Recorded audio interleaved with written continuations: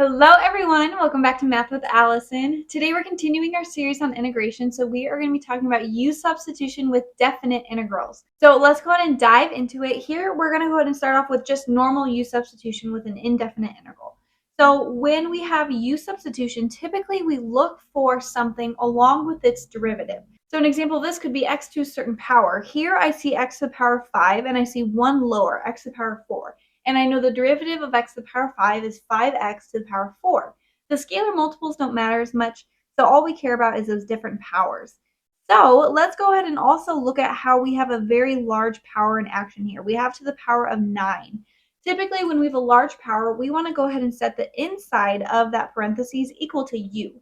Let's go ahead and set u equal to x to the power 5 plus 6. I'm going to go ahead and take the derivative of both sides. So du dx is equal to 5x to the power of 4. I want to go ahead and get dx all by itself, so I'm going to multiply it over first. So we get 5x to the power of 4 dx. And now I can divide by that 5x to the power of 4. This way I get dx all by itself, and I can plug that back into the integral. So let's go ahead and do that. First, we didn't do anything to that x to the power of 4, so we're going to leave it as is. Now we set the inside equal to u, and that power of 9 remains the same, but we also solve for what dx was equal to, and that's equal to du divided by 5x to the power of 4. So here we can see that x to the power of 4 divides out. If we want, we could bring that scalar multiple to the outside, so that becomes 1/5, and we have the integral of u to the power of 9 du. So now that we have u all by itself inside the integral and we have du, we can go ahead and find the antiderivative. So that scalar multiple hangs out, and we add 1 to the exponent, so we get u to the power of 10. And then we divide by that new power. So we divide by 10, and then we add on some constant c. If you wanted to rewrite this, this would be u to the power of 10 divided by 50 plus some constant c.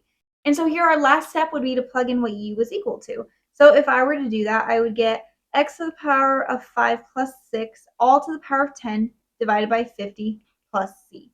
So remember, when we add bounds to an integral, that means we are now solving for the area between the curve and the axis of integration.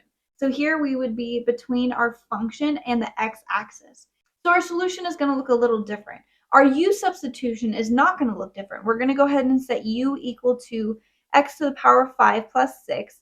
Solve it all the way down, we get du divided by 5x to the power of 4 is equal to dx. So that did not change at all. But what is going to change is our bounds, because we are changing our variable from x over to u.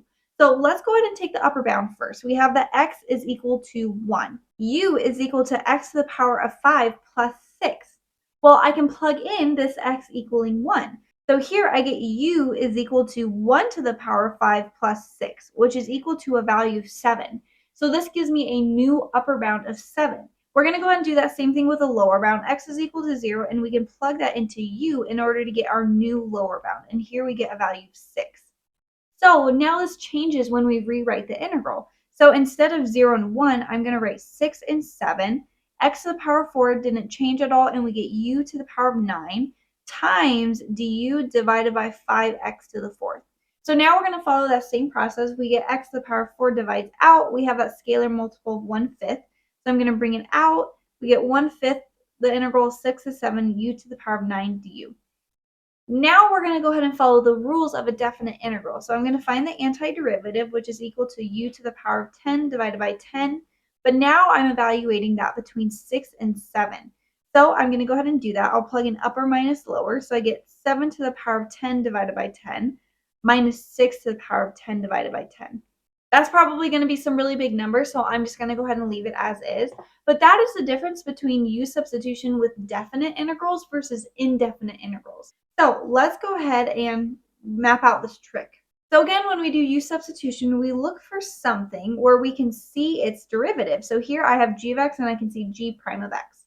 So I'm going to go ahead and set u equal to g of x. And when I take the derivative of both sides, I get du dx is equal to g prime of x. So now I can go ahead and solve for dx. I'm going to go ahead and do that. And we can also go ahead and change the bounds, right? So here I'm going to do upper and lower. So my upper bound is x is equal to b. I know what u is equal to. Here u is equal to g of x. So I can go ahead and plug in that x value, and I get u is equal to g of b. Same thing when I plug in a. I get x is equal to a, plug it in, I get u is equal to g of a. And so this entire thing gives us a new integral. Here we have new bounds, so we have our lower bound is g of a, our upper bound is g of b. We get f of u times g prime of x, and then we replace dx with what we found was equal to, which is du divided by g prime of x. So notice here the purpose of that is that so these cancel out, and here we have g of a. So now when we actually take the antiderivative, I'm just going to go ahead and write it as capital F of u, and we're evaluating this between g of a and g of b. So here when we evaluate this, we just plug in upper minus lower, so we get that g of b minus capital F of g of a. So once we get a new integral, we don't have to worry about replacing anything back anymore. We are now working with that new integral. Those two values are equal to one another. So let's go ahead and talk about why they're equal to one another. So here we're going to go ahead and integrate this function. I have it graphed out. We are trying to find the area under this curve. And so this function is the 2x, x squared plus 1 all to the power of 3. So let's go ahead and try u substitution. I'm going to go ahead and set u equal to what is inside the parentheses. So I get x squared plus 1. So now I found what u is equal to. I found dx. And now I want to go ahead and change the bound. So let's go ahead and start with the upper bound. I have x is equal to 1. I can use what u is equal to and plug in that x value. So u is equal to 1 squared plus 1, which is equal to a value of 2. So that's our new upper bound. And now our lower bound, x is equal to 0. U is equal to 0 squared plus 1, which is equal to 1. And so here we have new bounds. So we'll go ahead and circle our important information, and we're going to go ahead and change all that in our integral. So now we are integrating between 1 and 2. That 2x on the outside, we can do anything to, so it's going to stay like that. We replace x squared plus 1 with u to the power of 3 times dx, and dx is equal to du divided by 2x. So let's go ahead and make sure our x's cancel out, and that works out very nicely. So now we have a new integral, the integral from 1 to 2 of u to the power of 3 du. So let's go ahead and talk about what that looks like. Here we have the function u to the power of 3, and we are integrating between 1 and 2. So we are finding this area. So what this means when we use u substitution is that we have two integrals that are equal to one another. We have our original integral, which is on here on the left, and we have our new integral on the right. And what this is saying is that these two integrals have the same exact area. So those two highlighted regions are exactly the same. And that's why we get to use this new integral in order to solve for the area. It's like we're totally getting rid of the old and making it a lot simpler for us to integrate and understand. So let's go ahead and do that. I get u to the power of 4 divided by 4, and we are integrating this between 1 and 2. So when I plug that in, I get 2 to the power of 4 divided by 4 minus 1 to the power of 4 divided by 4. So here we get our final solution. Both of these area are equal to 3.75. And like I said, the point of u substitution is to make this something that we can actually integrate. It's like we're reversing chain rule, right? When we take derivatives, we do chain rule. When we integrate, we use u substitution. So here we're going to go ahead and try a trig problem. So typically, like I said, when we see something with a high power, we want to set whatever's inside that power equal to u. So I'm going to set u equal to cosine of x, and I'm going to go ahead and take the derivative. Okay, we have what u is equal to, we have what dx is equal to, and now we want to go ahead and change our bounds. So our upper bound is going to be pi, and I'm going to plug that in. U is equal to cosine of pi, which is equal to -1. And for our lower bound, x is equal to 0, so u is equal to cosine of 0, which gives us a value 1. So let's go ahead and set up our new integral. So here we have that this is going to be equal to the integral between 1 and -1. It is okay for the bounds to be like that.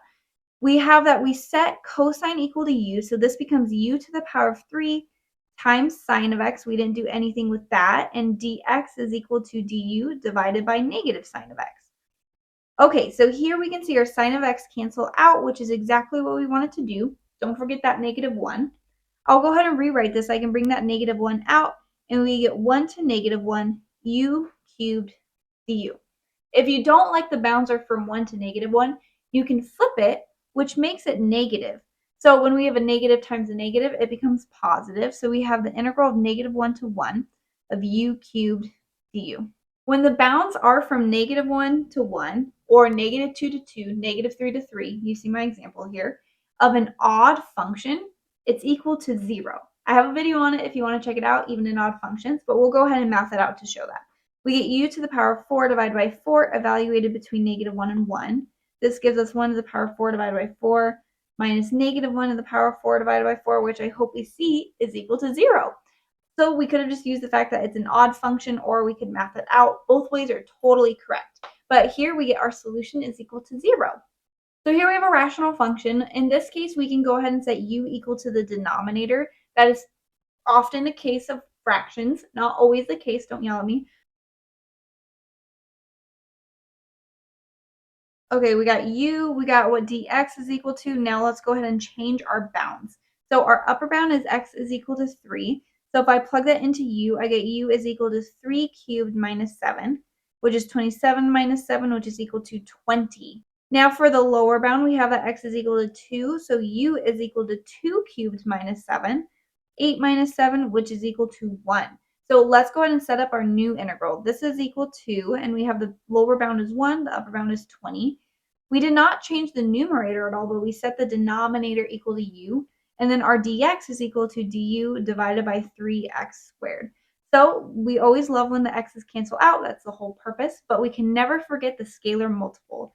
So I can bring out that 1/3 if you want, and then the integral of 1 to 20 of 1 over u du. So now we can go ahead and integrate this. We get the antiderivative of 1 over u is the natural log of u, and we're evaluating this between 1 and 20. So when I do that, I get 1/3 times the natural log of 20 minus the natural log of 1. But the natural log of 1 is just equal to 0.